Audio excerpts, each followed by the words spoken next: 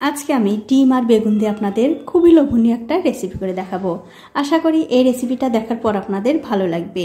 নমস্কার, আমার এই ছোট্ট চ্যানেলে আপনাদের সবাইকে স্বাগতম। তো বেগুন দিয়ে রেসিপিটা করার জন্য দেখতে পাচ্ছেন এখানে আমি একটা বেগুন কেটে ধুয়ে পরিষ্কার করে নিয়েছি, তার সাথে একটা টমেটোও কিন্তু কেটে নিয়েছি, আর নিয়েছি একটা ডিম। এখন দেখতে পাচ্ছেন একটা কড়াইতে আমি জল গরম করতে দিয়েছি। জলটা যখন ভালো করে গরম হয়ে যাবে তখন গ্যাসের ফ্লেমটা লো টু মিডিয়ামে রেখে এর মধ্যে একটা একটা করে বেগুন দিয়ে দিতে হবে। তবে জলের পরিমাণটা কিন্তু বন্ধুরা খুব একটা বেশি দেওয়া যাবে না, অল্প একটু জল দিয়ে এই বেগুনগুলো একটু সেদ্ধ করে নিতে হবে। দেখুন একটা ঢাকা দিয়ে 3-4 মিনিট সময় ধরে এই বেগুনগুলো কিন্তু আমি খুব ভালো করে সেদ্ধ করে নিয়েছি। আর বন্ধুরা বেগুনগুলো সেদ্ধ করার সময় অবশ্যই কিন্তু একটা কথা মাথায় রাখবেন, এই বেগুনের মধ্যে যেন জল না থাকে। ঠিক এরকম করে একটু শুকনো শুকনো করে এই বেগুনগুলো সেদ্ধ করে নিতে হবে। এগুলো কিন্তু হয়ে গেছে। এখন এই বেগুনগুলো আমি তুলে নিচ্ছি। বেগুনগুলো তুলে নেবার পর ওই কড়াইতে দিয়ে দিচ্ছি একটু সর্ষের তেল। এই রান্নাটা কিন্তু বন্ধুরা অবশ্যই সর্ষের তেল দিয়ে করবেন, তাহলে খেতে বেশি ভালো লাগবে। কিছুক্ষণ পর যখন দেখবেন তেলটা একটু গরম হয়ে গেছে তখন এর মধ্যে দিয়ে দিতে হবে কালো জিরা, আর তার সাথে দিয়ে দিচ্ছি একটু রসুন কুচি। তেলের সঙ্গে এই রসুনটা একটু ভালো করে ভেজে নিয়ে এর মধ্যে দিয়ে দিচ্ছি 2-3টে পেঁয়াজ কুচি, তার সাথে দিয়ে দিচ্ছি 2টো কাঁচা লঙ্কা, স্বাদ মতো নুন, আর সামান্য একটু হলুদের গুঁড়ো। এবারে সব কিছু মিশিয়ে এই পেঁয়াজগুলো একটু ভালো করে লাল লাল করে ভেজে নিতে হবে। দেখুন পেঁয়াজ রসুন কিন্তু আমি খুব ভালো করে ভেজে নিয়েছি। এখন এর মধ্যে দিয়ে দিচ্ছি একটা টমেটো। পেঁয়াজের সঙ্গে টমেটোটা যতক্ষণ না গলে যাচ্ছে ততক্ষণ আমি রান্না করে নেব।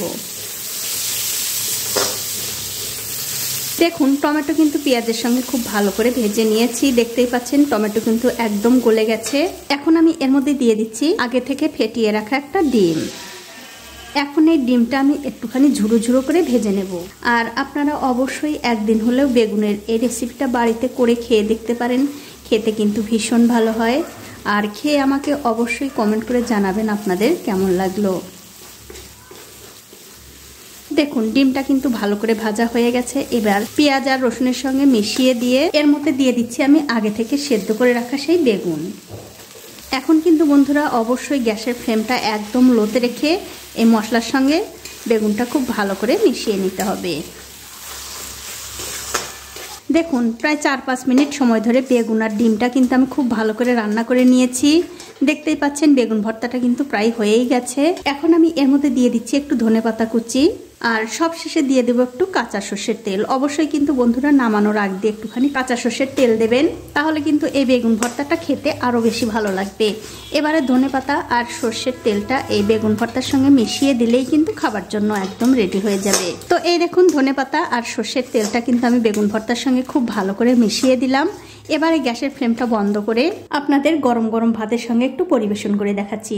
তবে বন্ধুরা এটা কিন্তু শুধু গরম ভাত না, রুটি, লুচি, পরোটা সব কিছুর সঙ্গে খেতে পারবেন। খেতে কিন্তু অসাধারণ হয়। আর এই বেগুন ভর্তার সাথে যদি থাকে একটু এরকম ঘি, তাহলে তো কিন্তু আর কথাই নেই। তো বন্ধুরা আমার আজকের এই বেগুন ভর্তার রেসিপিটা আপনাদের কেমন লেগেছে? যদি ভালো লেগেই থাকে অবশ্যই একটা লাইক, কমেন্ট আর শেয়ার করতে ভুলবেন না।